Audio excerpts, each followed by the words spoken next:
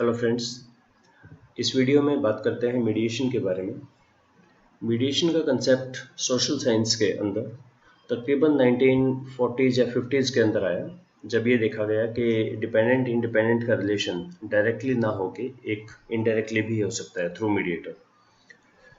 तो मीडिएटर को कैसे इवेल्युएट किया जाए?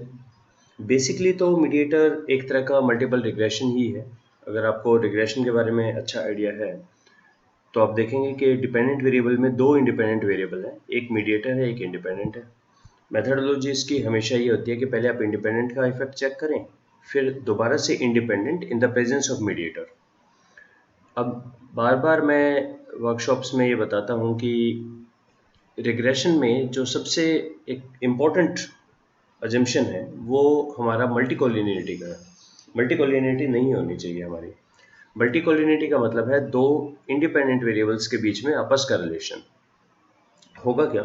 अगर ये रिलेशन जितना स्ट्रांग होगा तो इन दोनों में से कोई एक टिकेगा। अगर ये टिका तो हम इसको बोलते हैं ये इफेक्ट खत्म हो जाएगा और इसका हम नाम देंगे फुल मीडिएशन। रिवर्स हुआ, अगर ये ज़्यादा स्ट्रांग है इंडिपेंडेंट का डिपेंडेंट से तो ये इफेक्ट खत्म हो जाएगा, हम बोलेंगे कोई मीडिएटर नहीं है। एक बहुत ही नैरो सा पैसेज होता है कि जब इनका रिलेशन है पर उतना स्ट्रांग नहीं है और ये दोनों ही सस्टेन करें, इसको हम बोलते हैं पार्शियल मीडिएशन। तो ये पॉपुलराइज किया कंसेप्ट बैरन एंड कैनी ने 1980s के करीब इन्होंने दिया, और ये तकरीबन 30 साल तक बहुत लोगों ने इस पे पब्लिश भी किए आर्टिकल, बहुत लिखा भी इसके बारे में, बहुत यूज़ किया। और इन्होंने 3-4 टाइप बताए थे: partial mediation, full mediation, indirect. लेकिन अभी रिसेंटली कुछ सालों से इस चीज़ को, इस अप्रोच को, इसमें काफ़ी फ्लॉ मिले और इसको काफ़ी क्रिटिसाइज किया। लाइक प्रोफेसर हेयर ने, प्रोफेसर हेज ने, जिन्होंने प्रोसेस मेनू दिया है, उन्होंने इसको काफ़ी क्रिटिसाइज किया। और अब जनरली दो ही मानते हैं, एक पार्शियल मीडिएशन या फुल मीडिएशन। तो दो रूल इसके मीडिएशन के: अगर इनिशियली ये रिलेशन नहीं है इंडिपेंडेंट डिपेंडेंट का तो कोई मीडिएटर भी नहीं हो सकता। सेकंड, अगर इनडायरेक्ट इफेक्ट इंडिपेंडेंट का डिपेंडेंट पे इनडायरेक्ट इफेक्ट थ्रू मीडिएटर ये सिग्निफिकेंट नहीं है तो भी कोई मीडिएशन नहीं है। तो अभी इसकी जो मेथडोलॉजी है वो हम डिस्कस करेंगे एमोस के अंदर। मैंने ये चीज़ अलग से एक प्लेलिस्ट है जिसका नाम है mediation and moderation through process, उसमें बहुत डिटेल में डिस्कस की है। पर यहाँ एमोस में मीडिएशन कैसे करेंगे एक बार डिस्कस कर लेते हैं। ऑब्जेक्टिव आपको ऐसा लिखना चाहिए: to check the role of mediation in the relation of independent to dependent. मतलब ये एक टेम्पलेट है आपका, to check the mediating effect of variable का नाम in the relation of this. इसका मतलब कंपल्सरी आपके ऑब्जेक्टिव में 3 वेरिएबल आ गए और ये आपका मल्टीवेरिएट बन जाता है। इसकी कई आगे चल के कितने मीडिएटर लें उसके बेस पे सीरियल मीडिएटर होता है, पैरेलल मीडिएटर होता है, और काफ़ी कॉम्प्लेक्स चीज़ें हो सकती है, मॉडरेटेड मीडिएशन वगैरह। अभी हम सिंपल एक मीडिएशन की बात कर रहे हैं दो डिपेंडेंट इंडिपेंडेंट के बीच में। इसके दो स्टेप्स हैं अभी। स्टेप नंबर 1 इसका ये रहेगा कि पहले आप ये देखिए इंडिपेंडेंट का डिपेंडेंट से रिलेशन है या नहीं। तो मैंने एक फाइल ली जिसका नाम है मीडिएशन, 246 का डाटा है इसमें। इसमें 3 ही चीज़ें, डिपेंडेंट इंडिपेंडेंट मीडिएटर, जेंडर भी लिया हुआ इसमें, 4 चीज़ें इसमें। तो इनिशियली देखें रिलेशन कैसा है। इनिशियली मुझे चाहिए simple estimates, squared multiple correlation और बूटस्ट्रैपिंग, और ये कुछ नहीं चाहिए मुझे, सिंपल एस्टिमेट और आर स्क्वायर। रन करने पे इसने बताया कि 3% है आर स्क्वायर, बहुत ही कम है। ये बीटा है और बीटा का स्क्वायर ही आर स्क्वायर होता है। क्या ये सिग्निफिकेंट है? आइए इस चीज़ को चेक करें। एस्टिमेट्स 0.0 लेस देन 0.05, इसका मतलब रिलेशन बहुत ही मामूली सा है, बहुत छोटा है, पर चलो सिग्निफिकेंट है। सेकंड स्टेप आता है, फर्स्ट हो गया कि इनका रिलेशन सिग्निफिकेंट है, और जो इफेक्ट साइज है हमारा, इफेक्ट साइज मतलब बीटा जो है इनिशियली वो 0.17 है। राइट, वापस चलते हैं अपनी फाइल पे, ओरिजिनल पे। अब in the presence of mediation अब हम चेक करेंगे। अब यहाँ 2-3 चीज़ हमें चेक करनी है। बैरन कैनी बोलते थे आप ये देखो ये रिलेशन सिग्निफिकेंट होना चाहिए, ये सिग्निफिकेंट होना चाहिए, तो हम बोलते हैं कि ये इसका मीडिएशन है। प्रोफेसर हेज का ये कहना है दो डायरेक्ट रिलेशन मिलके एक इनडायरेक्ट नहीं बनता। तो अब इनडायरेक्ट इफेक्ट को चेक करें। इसके लिए हमें यहाँ पे क्लिक करना पड़ेगा डायरेक्ट, इनडायरेक्ट एंड टोटल। और बूटस्ट्रैपिंग में आप यहाँ टिक करें बूटस्ट्रैप, जो बड़ा नंबर होना चाहिए, लेट्स से 2000 या 5000, और 95% पे आप कर दीजिए initially to work with, right, nothing else, run. ये बोल रहा है कि ये एंडोजेनस है और आपने इसमें एरर टर्म नहीं लगाया हुआ, ओके जी लगा दिया, नेम अनअब्सॉर्ब्ड वेरिएबल, सेव, और रन करें इसे। रन रन करने पे अब आप ये देखिए, इंडिपेंडेंट का मीडिएटर से रोल है, मीडिएटर का डिपेंडेंट से ये भी रोल है, ये तो हम बैरन कैरी में चेक करते थे।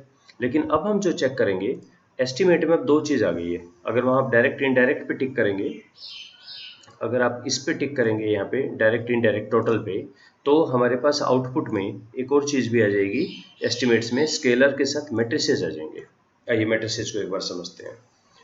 टोटल इफेक्ट जो है वो 138 है हमारा डिपेंडेंट पे, टोटल का मतलब दो एरो है ना, इन दोनों का मिला के हमारा बनता है 138। रन नहीं हो गया, ये रन हो गया, ठीक है। और आर स्क्वायर अब बढ़ गया है 3 से 57% हो गया। इनका जो टोटल इफेक्ट आया है, उस इफेक्ट का टोटल है हमारा 138। उसमें से 138 में से जो डायरेक्ट है वो है 0.03। तो अब कितना हो गया टोटल में से, अगर मैं डायरेक्ट को सब्ट्रैक्ट कर दूं, ये हो जाएगा 108 जो कि है इनडायरेक्ट इफेक्ट। तो सबसे पहले जो चेक किया जाता है, प्रोफेसर हेयर भी यही बोलते हैं और हेज भी यही बोलते हैं, आप ये चेक करें कि क्या ये सिग्निफिकेंट है। इसका एडवाइजेबल आप स्टैंडर्डाइज पे काम कर लें, यूनिट्स अलग अलग हो सकती हैं आपके तीनों की। स्टैंडर्डाइज इनडायरेक्ट इफेक्ट, इफेक्ट है हमारा 0.131 का, क्या ये सिग्निफिकेंट है। अब देखिए जैसे ही इन पे क्लिक किया, ये नीचे की चीज़ें एक्टिवेट हो गई। दोबारा देखें, अभी ये डीएक्टिवेट है, अब कहीं पे भी क्लिक करते हैं ये डीएक्टिवेट है, मॉडल फिट पे, इन पे। लेकिन मैट्रिसेस में जैसे ही हम इन पे टिक करते हैं ये एक्टिवेट हो जाता है। तो स्टैंडर्डाइज इनडायरेक्ट, इसमें चेक करें बूटस्ट्रैप, बूटस्ट्रैप के अंदर यहाँ क्लिक करते ही इनडायरेक्ट इफेक्ट की पी वैल्यूज यानी सिग्निफिकेंस वैल्यू लिखी आ जाएगी। टिक करें, ये हो गया 0.01। इसका मतलब है हाँ, यहाँ पर एक मीडिएशन इफेक्ट तो है, किसी भी तरह का मीडिएशन इफेक्ट है। यानी इनडायरेक्ट इफेक्ट अगर है तो मीडिएशन है, इनडायरेक्ट अगर इनडायरेक्ट इफेक्ट नहीं है तो कोई मीडिएशन नहीं है, और अगर इनिशियली रिलेशन नहीं है तो भी कोई मीडिएशन नहीं है। ये दो पॉइंट आपको ध्यान रखने हैं। सेकेंड पॉइंट अभी आता है, ओके अगर मीडिएशन है तो उसकी टाइप क्या है, किस टाइप का मीडिएशन है। ये डिपेंड करता है इस पे कि in the presence of mediator अब ये रिलेशन कैसा है। इनिशियली रिलेशन अच्छा था, अगर अब ये रिलेशन खत्म हो जाता है तो इसको बोलेंगे फुल मीडिएशन, सारा इफेक्ट इसके थ्रू जा रहा है, ये इनसिग्निफिकेंट हो गया। अगर ये अभी भी सिग्निफिकेंट है तो हम इसको बोलेंगे पार्शियल मीडिएशन, पहले था सिग्निफिकेंट, इसकी प्रेजेंस में कम हो गया पर अभी भी सिग्निफिकेंट है। तो हम देखें हमारा कौन सा आ रहा है, ये चीज़ हमारी चेक होगी एस्टिमेट्स, और एस्टिमेट में देखिए जो इनडायरेक्ट का डायरेक्ट पे अब जो इफेक्ट है, अब क्योंकि तीनों हैं तो ये मीडिएशन की प्रेजेंस में बात हो रही है, ये इफेक्ट अब नॉन सिग्निफिकेंट हो गया। नॉन सिग्निफिकेंट होने का मतलब है ये हमारा फुल मीडिएशन हो गया।